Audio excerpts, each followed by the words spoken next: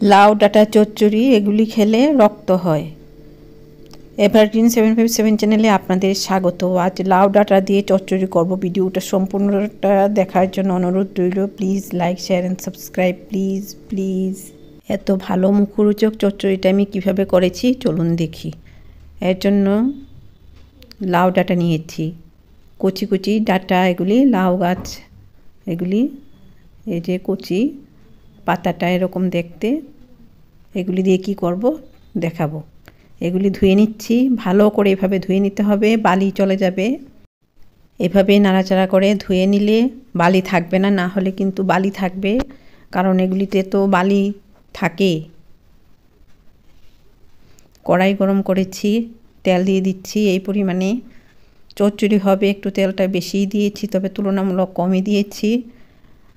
এভাবে তেলটা গরম হয়েছে।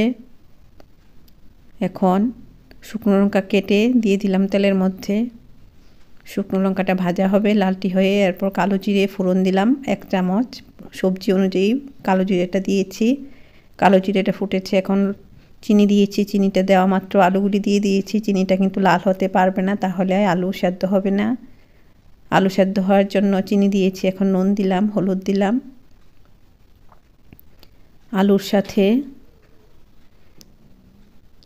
নুন হলুদ মিশিয়ে নিচ্ছি। ফোড়ন হিসেবে কালো জিরে দিয়েছি।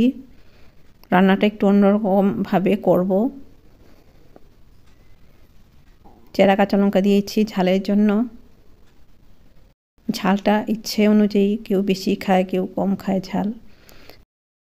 আর সর্ষেটা নুন দিয়ে জল দিয়ে গুলে রাখবো 10 মিনিটের জন্য, তাহলে তেতো লাগবে না। এখানে সর্ষে দেব। আলুটা আস্তে আস্তে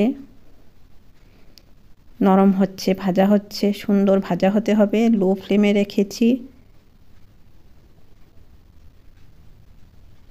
আর কিছুক্ষণ পর পর নাড়াচাড়া করছি। আলু ভাজাটা কিন্তু ভালো হতে হবে, তাহলেই রান্না ভালো হবে। কিছুক্ষণ পর পর নাড়াচাড়া করতে করতে আলু ভাজাগুলি সুন্দরভাবে হয়ে যাচ্ছে। ভাজা হয়ে গেছে, তুলে নিয়ে তেল দিলাম। এখন লাউ ডাঁটাগুলি দিয়ে দিলাম তেলের মধ্যেই। এই যে পাতাগুলি এরকম ছোট ছোট পাতা, কচি পাতা, লাউ পাতা এগুলি। লাউ ডাঁটার মধ্যে নুন দিচ্ছি পরিমাণ বুঝে। হলুদ দিয়ে দিলাম এই পরিমাণে। এই যে কি সুন্দর দেখাচ্ছে। হলুদ নুন মিশিয়ে নিচ্ছি লাউ ডাঁটার সাথে। খুব সুন্দর একটা চচ্চড়ি হবে। এগুলো সেদ্ধ হওয়ার জন্য আধা কাপ জল দিলাম। এভাবে দিয়ে দিলাম জলের মধ্যে, নরম হয়ে যাবে। ঢাকা চাপা দিলাম। লাউ ডাঁটাগুলি খুব ভালো। এই যে আলু ভাজাগুলির মধ্যেই সব মশলা আছে, এত সুন্দর ভাজা হয়েছে। লাউ ডাঁটাটা আস্তে আস্তে নরম হচ্ছে জলের মধ্যে থেকে। এভাবে উল্টিয়ে পাল্টিয়ে দিতে হবে, তাহলেই লাউ ডাঁটাগুলি সুন্দর নরম হয়ে যাবে।